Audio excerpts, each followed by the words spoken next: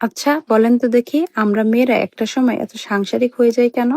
মানে এটা হয়তো বয়সের সাথে সাথে এরকমটা হয়ে যায়, তাই না? আসসালামু আলাইকুম, সবাই কেমন আছেন?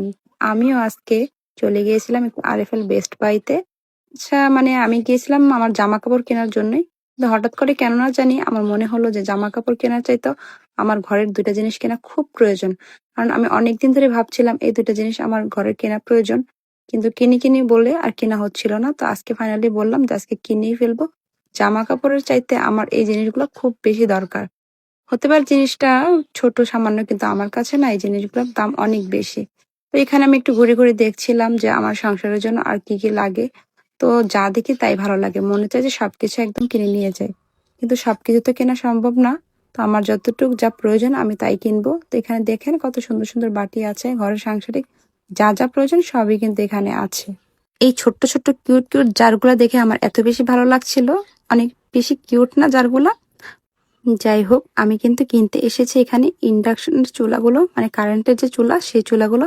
অনেকদিন ধরে আমার এই চুলাগুলো কেনার অনেক বেশি শখ, কিন্তু আমি ওই যে বললাম কিনি করে আর কিনা হয় না। তো আজকে কিন্তু আমি ইনফ্রারেড চুলাটা একদম কিনে ফেললাম। তো এখানে হচ্ছে আপুটা আমাকে দেখাচ্ছিল কিভাবে এটাকে চালু করতে হয়।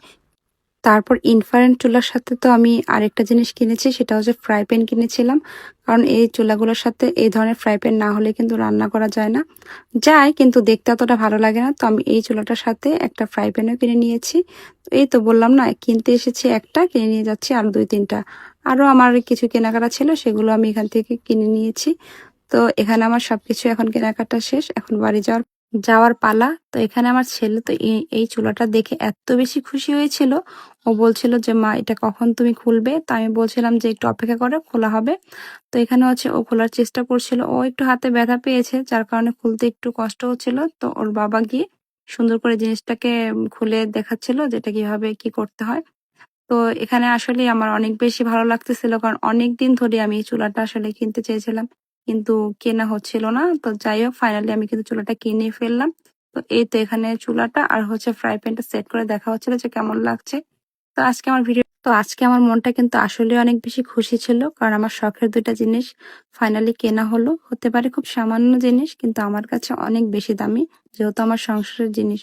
তো আপনারা কিন্তু কমেন্ট করে জানাবেন যে আমার জিনিসগুলো কেমন হয়েছে। তো আজকের ভিডিওটি এ পর্যন্ত, সবাই ভালো থাকবেন, আল্লাহ হাফেজ।